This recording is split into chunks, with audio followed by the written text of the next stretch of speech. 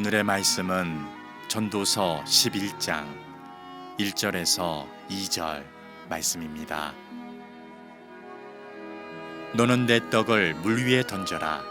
여러 날 후에 도로 찾으리라. 7에게나 8에게 나눠줄지어다.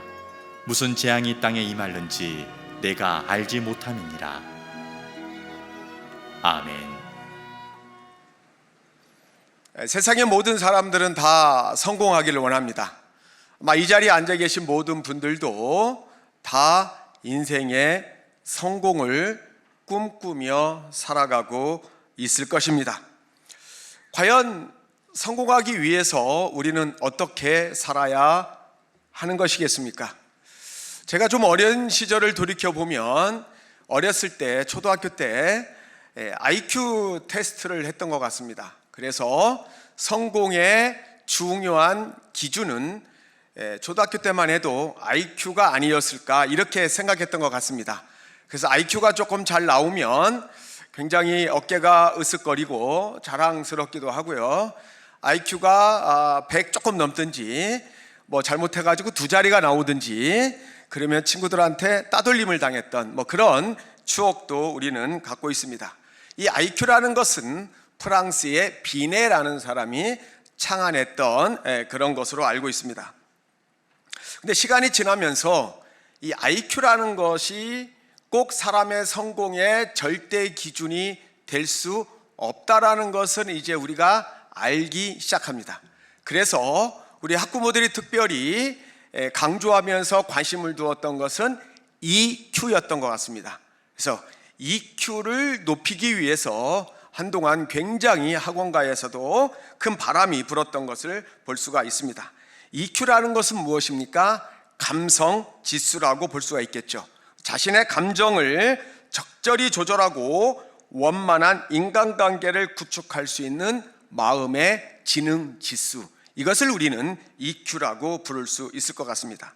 이 단어는 미국의 심리학자였던 다니엘 골만이라는 사람의 저서였던 감성 지수라는 단어에서 유래하였는데요, 타임지에서 그 단어를 그대로 활용하면서 전 세계에 널리 퍼지면서 감성 지수 EQ가 사용된 것으로 알고 있습니다.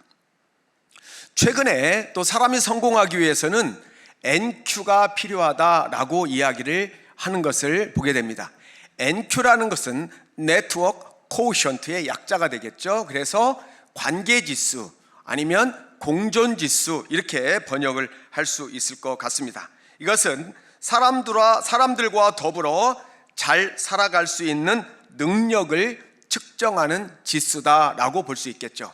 한번 사람과의 관계를 맺으면 얼마나 잘 지속하면서 소통하면서 그 좋은 폭넓은 관계를 잘 운영할 수 있느냐, 여기에 따라서 사람이 성공할 수도 있고 실패할 수도 있다. 그래서 NQ 지수를 높여야 된다, 이런 말도 아마 들어보셨으리라고 생각합니다.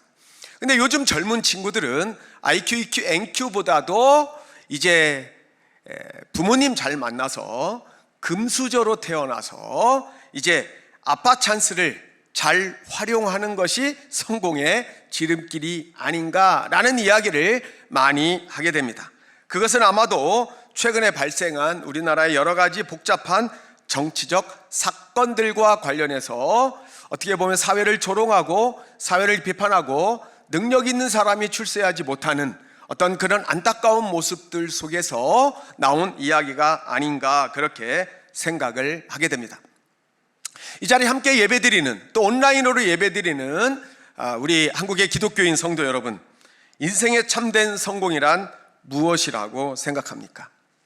높은 IQ, 또 높은 EQ, 또 높은 NQ를 통해서, 또 좋은 부모님 만나서 우리가 부자가 되고 많은 재산을 획득하고 그리고 좋은 연봉을 받는 것, 그리고 좋은 차를 끌고 편안하게 인생을 영위할 수 있는 것, 이것을 과연 우리는 성공이라고 얘기할 수 있겠습니까?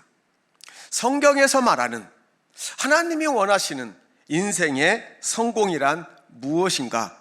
혹시 생각해 본 적이 있으신지요? 성경에서 말하는 인생의 성공 기준은 세상에서 말하는 성공 기준과 완전히 다르다라는 것을 우리는 잘 알고 있습니다.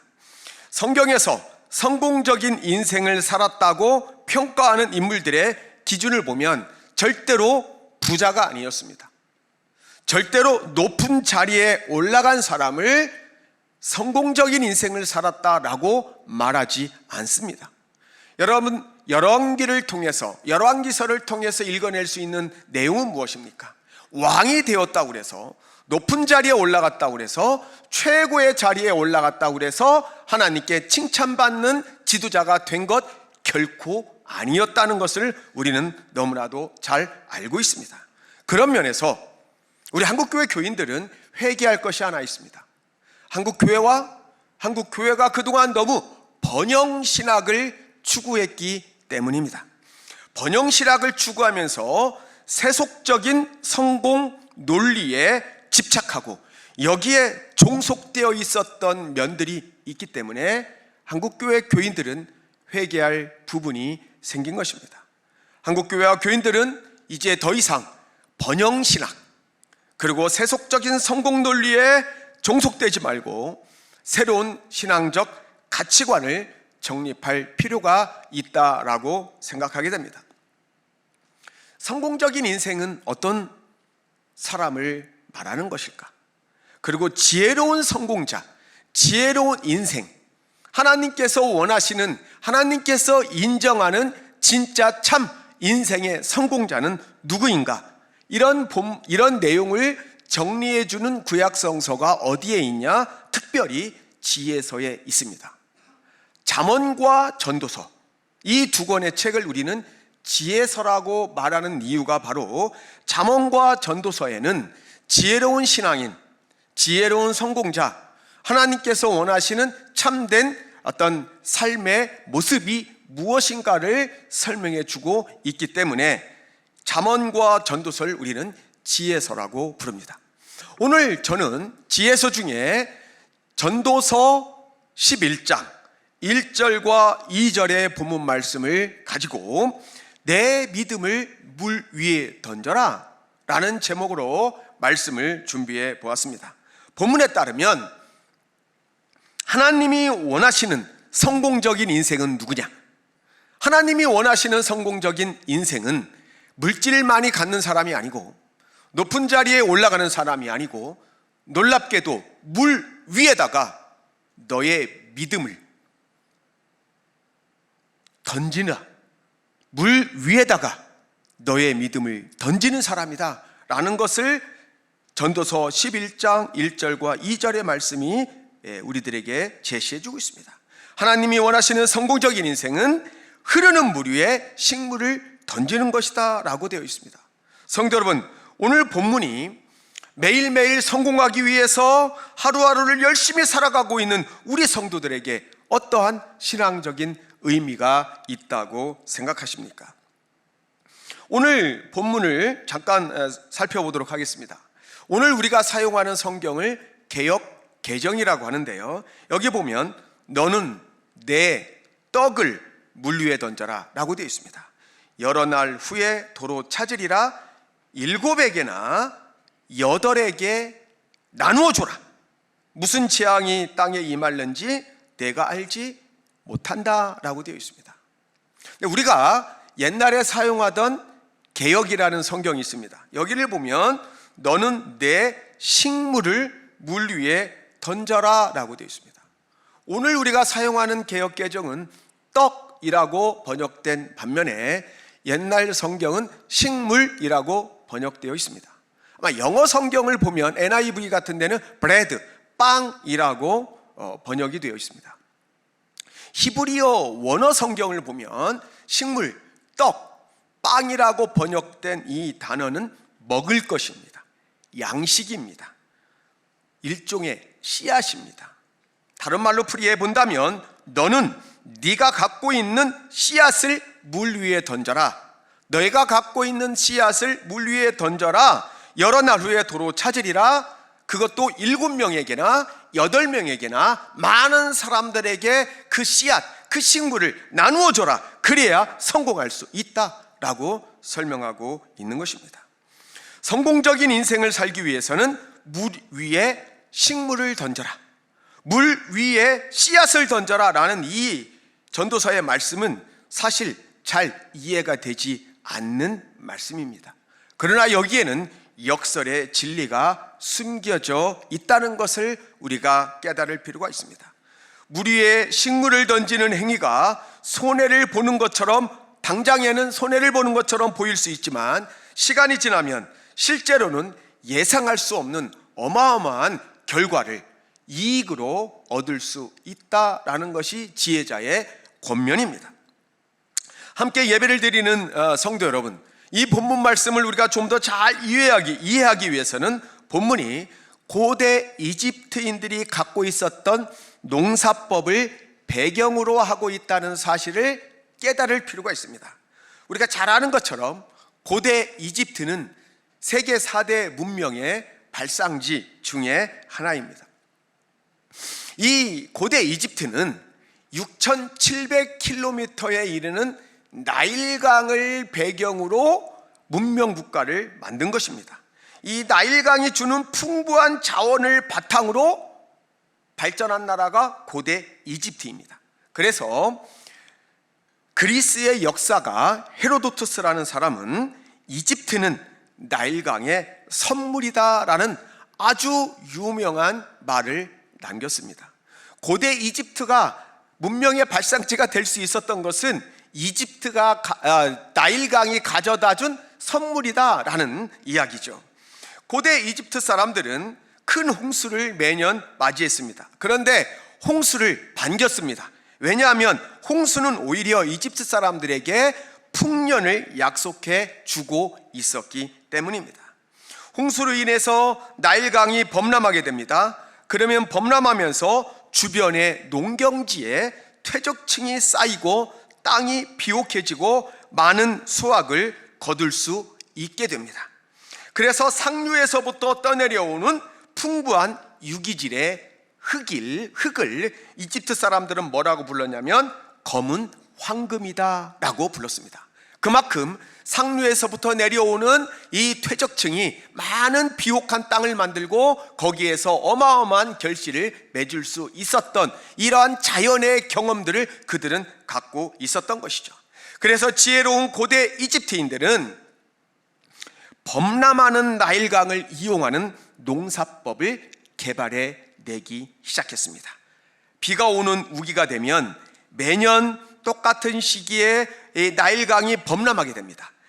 그러면 그때 즈음에 고대 이집트 농부들은 범람하여 흐르는 강물 위에다가 씨앗을 던지기 시작합니다. 범람하는 물 위에 씨앗을 던지기 시작합니다.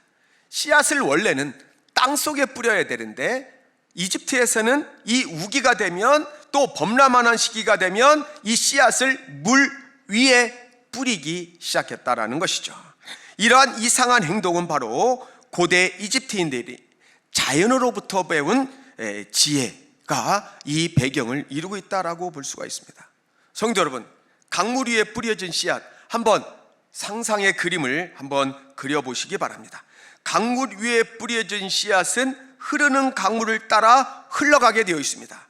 그래서 홍수가 몰고 내려온 주변의 옥토에 떨어지게 되고 시간이 지나면 풍성한 결실을 맺게 되어 있었던 것입니다.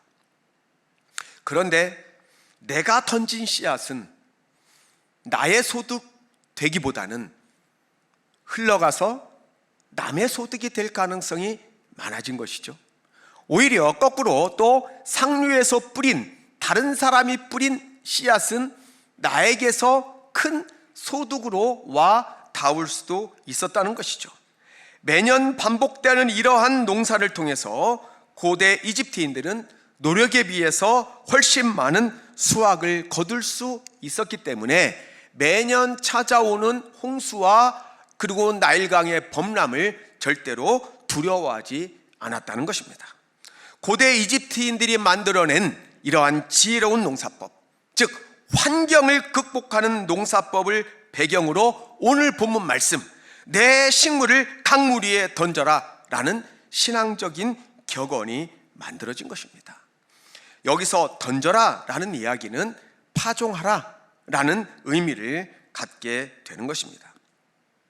얼핏 생각해 보면 흐르는 강물 위에 씨앗을 던지는 행위는 무모한 행위일 수도 있고 무의미한 행위가 될 수도 있고 어리석은 행동처럼 보일 수도 있었을 것입니다. 그리고 금방 그 뿌려진 씨앗에서 그 수고의 열매가 바로 자기에게로 나타나지도 않을 수도 있었습니다. 그러나 그들의 경험 속에서 인내의 시간을 가지고 기다리면 예상치 못한 엄청난 결실을 맺을 수 있다는 교훈을 그들은 매년 경험하게 되었던 것이죠. 그래서 2절에 보면 그렇게 되어 있는 것입니다. 7명에게든지 8명에게든지 되도록 많은 사람들에게 내 식물을 나누어 주라 라고까지 교훈하고 있는 것입니다.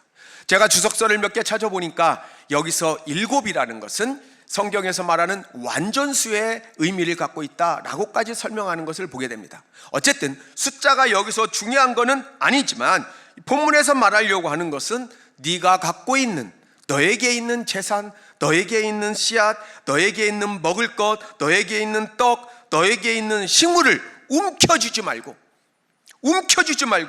흐르는 물 위에 던져라. 그래서 많은 사람들에게 나누어 줘라. 그래야 성공할 수 있다. 이것이 바로 오늘 본문 말씀의 핵심적인 내용이라고 말씀드릴 수가 있습니다. 함께 예배드리는 꿈의 교회 성도 여러분, 오늘 본문 말씀이 이제 위드 코로나 시대를 이제 곧 마치고 이제 포스트 코로나 시대를 맞이하는 우리 모든 성도들에게 큰 은혜의 말씀이 될 수 있기를 간절히 축원합니다. 그리고 인생의 성공을 꿈꾸며 하루하루 치열하게 살아가고 있는 우리 현대인들에게 참된 성공이란 과연 무엇인가? 하나님이 원하시는 우리 크리스찬의 참된 성공은 무엇인가? 라는 것을 깨닫는 귀한 시간 될 수 있기를 간절히 바랍니다.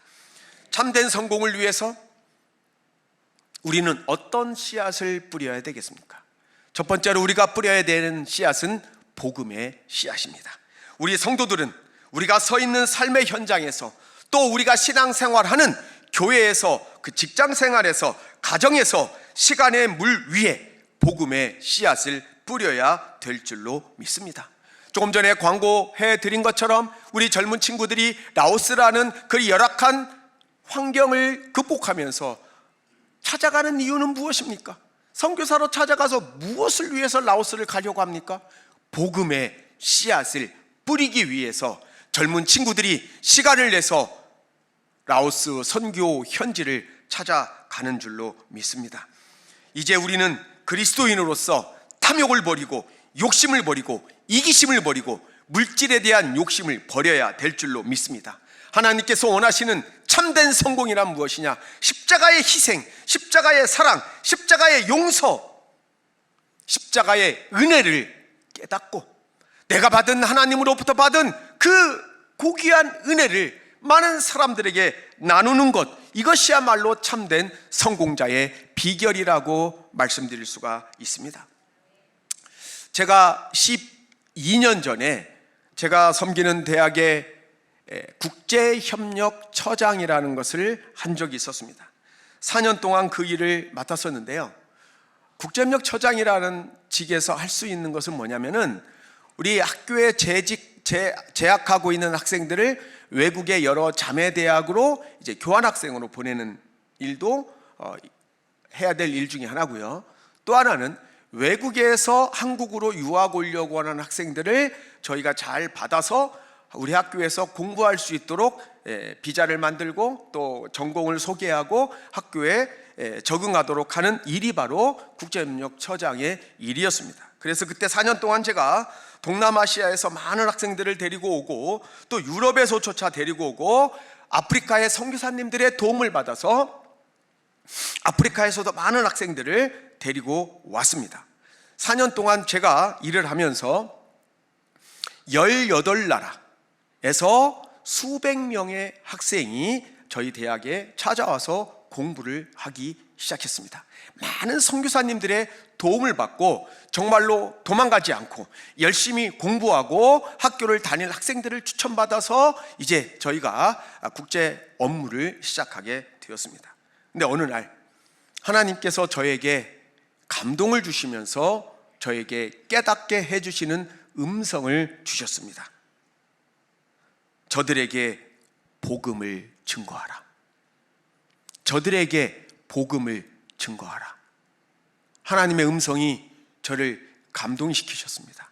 그러면서 하시는 말씀이 너에게 준 국제협력처장이라는 자리는 선교하라고 준 자리이다. 흐르는 강물 위에 복음의 씨앗을 뿌려라.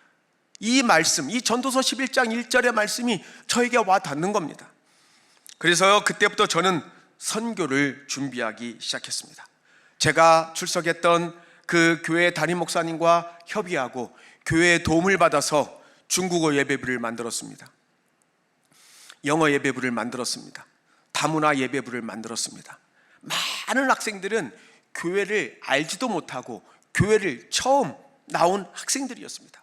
그 고국에 있을 때 동남아시아의 불교권, 이슬람권 또 이 사회주의 국가에 살았던 학생들은 교회가 뭔지도 몰랐습니다. 제가 국제협력처장직을 약간 이용해서 열심히 전도했습니다. 학생들이 교회로 찾아오기 시작했습니다. 그들에게 사랑을 베풀어 주었습니다. 매 분기마다 놀랍게도 결신자가 생겼습니다. 그들이 세례를 받기 시작했습니다. 그리고 그 중에 신학생이 나오기 시작했습니다. 그 중에 은혜를 받고 예수를 믿고 어떤 학생은 또 중국인 교수가 되어서 저희 대학에서 봉사하고 있는 학생까지 나왔습니다. 그리고 많은 학생들은 고국으로 돌아가서 평신도 사역자로서 복음을 증거하고 있다는 얘기를 제가 자주 연락을 받고 있습니다. 그리고 저희가 화요일 날마다 채플에 학생들을 모아서 간단한 예배를 드리고 학생들에게 식사를 제공해 주기 시작했습니다. 그리고 목사님들을 모셔서 말씀을 듣게 만들었습니다. 이들에게 복음이 들어가기 시작했습니다. 중국에서 온 학생들이 예수를 받아들이고요, 이슬람권에 온 학생들이 예수에 대해서 알고 싶어 하고요, 또 불교권에서 온 학생들이 자기가 갖고 있던 부모가 준 무슨 이상한 목걸이 다 뜯어버리고 예수를 믿는 놀라운 일이 일어나는 것을 보고 제가 감격했던 적이, 감사했던 적이 있었습니다.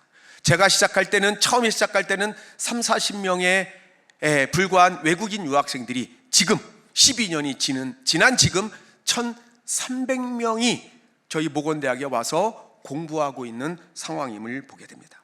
저는 하나님께 감사했습니다. 하나님의 말씀에 순종했더니 흐르는 강물 위에 복음의 씨앗을 뿌렸더니 하나님께서 여러 날 후에 풍성한 결과를 맺게 해 주신 줄로 믿습니다. 흐르는 강물 위에 뿌려진 선한 믿음의 씨앗들은 결코 없어지지 않습니다.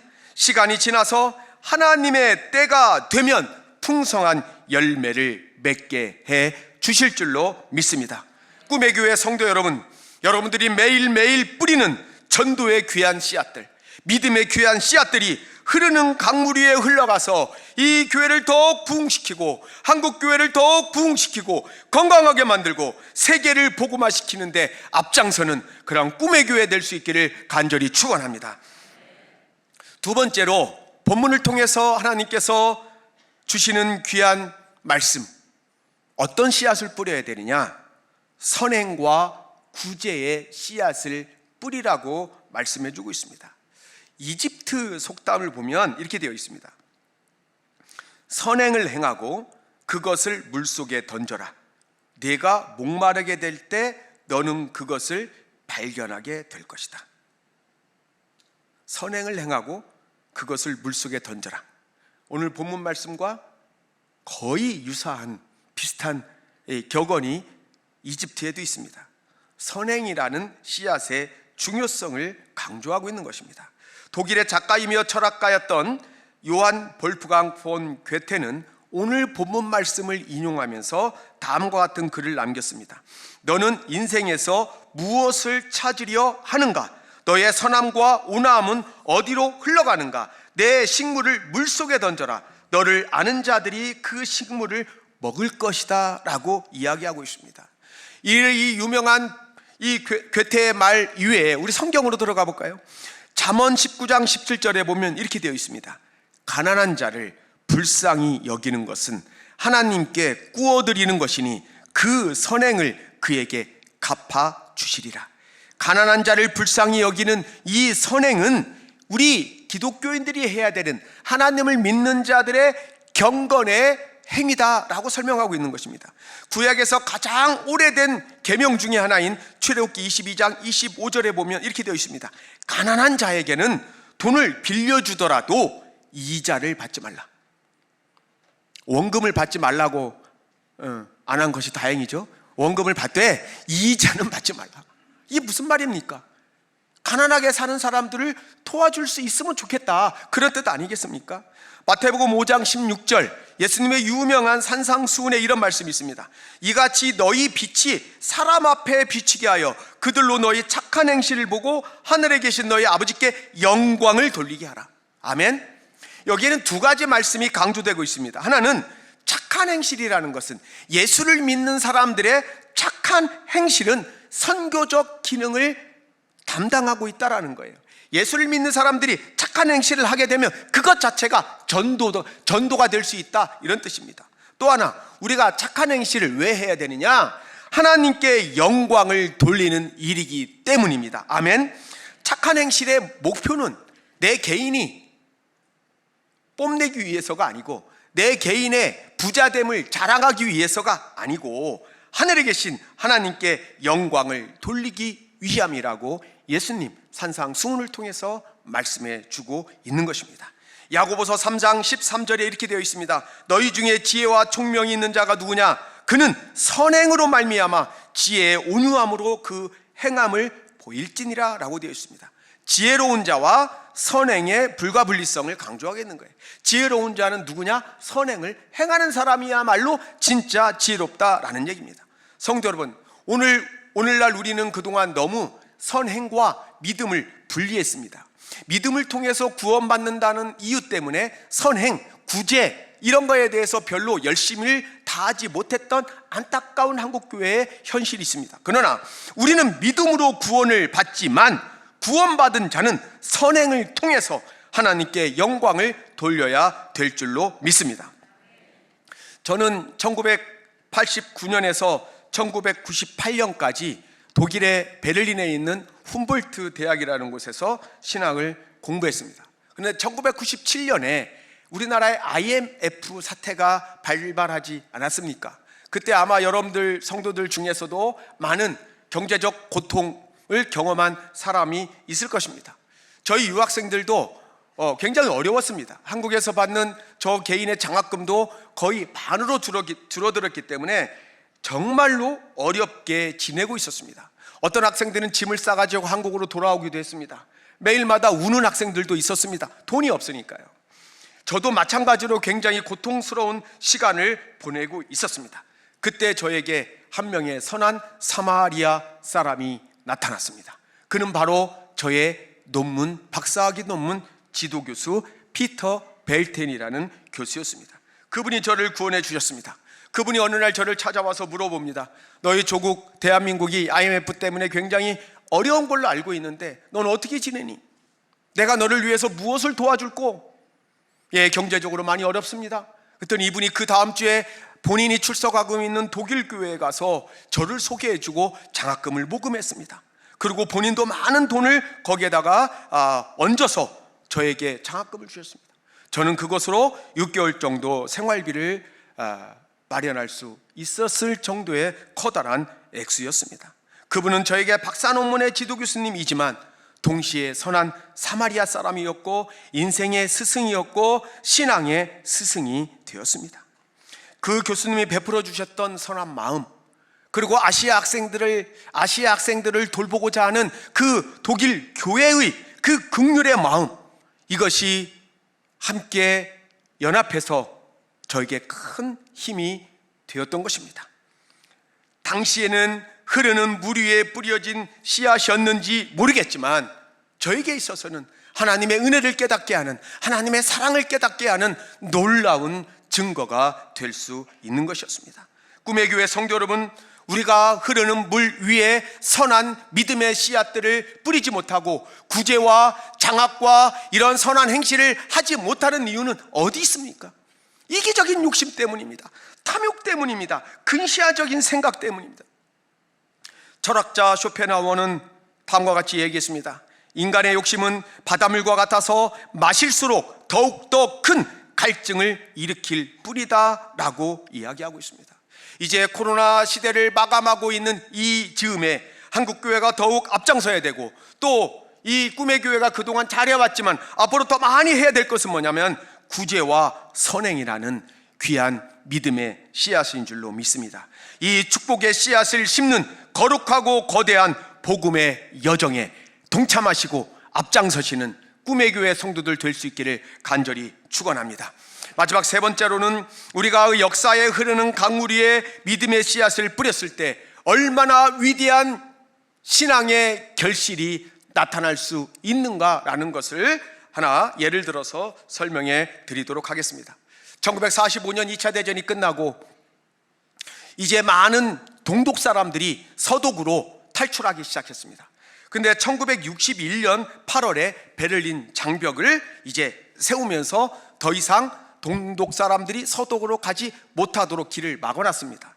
그때 수많은 사람들이 동독에서 서독으로 1945년에서 1961년 사이에 옮겨가게 됐는데요, 그 숫자는 자그마치 270만이나 되었습니다. 270만의 동독 사람들이 동독을 탈출해서 서동으로 가게 될 때 거기에는 많은 크리스찬들도 있었습니다. 뿐만 아니라 많은 목사님들도 그 안에 있었다는 사실입니다. 동독의 많은 교회들이 텅텅 비게 되었고, 일부 남아있는 동독의 교인들을 위해서 목회할 목사님들이 없게 되었습니다. 그때 이 소식을 들었던 호르스트 카스너라는 목사님이 있었습니다. 이분이 1954년에 이분은 원래 함부르크에서 목회하고 있던 목사님이었는데, 루터교 목사님이었는데, 이분이 6주된 신생아 딸 하나를 데리고 자기 부인과 함께 사모님과 함께 우커마르크라는 동독의 아주 시골의 좁은 마을의 교회를 담임하기 위해서 서독에서 동독으로 떠나게 됩니다. 여러분들 한번 생각해 보십시오. 수많은 사람들은 다 동독에서 서독으로 가고 있는데 목사님이라고 그래서 왜 서독에서 동독으로, 그것도 조그만 시골 마을 우커마르크라는 곳에 가서 목회를 해야 됩니까? 이 목사님은 흐르는 역사의 강물 위에 선한 믿음의 씨앗을 뿌린 분이 되었다는 것입니다. 그 당시 수많은 사람들이 생각할 때는 어리석고 현명하지 못한 인생의 씨앗, 믿음의 씨앗을 뿌린 것처럼 보였습니다. 그런데 이 호르스트 카스너 목사님은 많은 공산당의 그 핍박을 받으면서 예수 그리스도를 닮아가며 낮은 곳으로, 더 낮은 곳으로 죽음까지 내려가는 십자가의 길을 걸어가기 시작합니다. 50년이 지났습니다. 그 호르스트 카스너 목사님의 신앙 교육을 받고 성장한 사람이 바로 앙겔라 메르켈이었습니다. 앙겔라 메르켈, 우리가 잘 아는 것처럼 2005년도부터 2021년까지 16년 동안 독일의 수상으로 봉직하면서 독일을 기독교 국가로, 기독교적 가치관을 가지고 독일과 세계를 위해서 봉사했던 탁월한 믿음의 지도자가 바로 이 앙겔라 메르켈입니다. 그래서 이분은 우리가 잘 아는 것처럼 독일의 정당 중에 CDU라는 데가 있습니다. 이게 바로 어떤 정당이냐면 기독교 민주당입니다.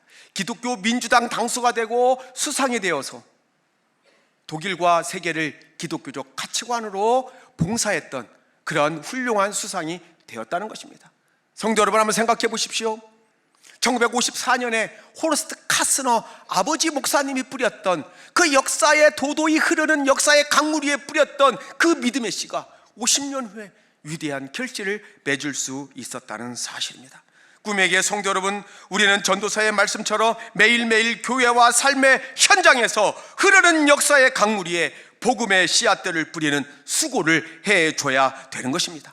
그 결실이 곧바로 나타나지 않는다고 할지라도, 내가 바로 그 결실을 취하지 못한다고 할지라도 열심히 믿음의 씨앗을 뿌리는 모든 성도들 될 수 있기를 간절히 축원합니다.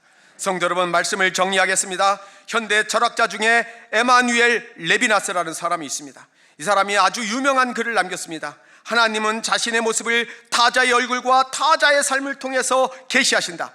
하나님은 우리가 만나는 상대방의 얼굴을 통해 자신을 계시하심으로 우리는 다만 그들을 통해 하나님을 볼 수 있고 하나님을 만날 수 있다라고 설명하고 있습니다. 무슨 말입니까? 이 철학자의 지적을 깊이 생각해 보시는 여러분들 될 수 있기를 바랍니다.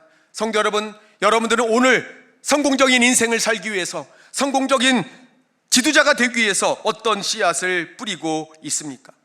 내가 가진 재산이 있다면 구원받은 삭개오처럼 내가 갖고 있는 소유의 일부를 가난한 사람들에게 나눠주고 7명에게든지 8명에게든지 그 이상에게 나누는 성도들 될 수 있기를 바랍니다. 내가 받은 은혜가 있다면 사도 바울처럼 이방인들에게, 아니면 복음을 잘 알지 못하는 사람들에게 그 복음을 나누어주는 여러분들 될 수 있기를 간절히 축원합니다.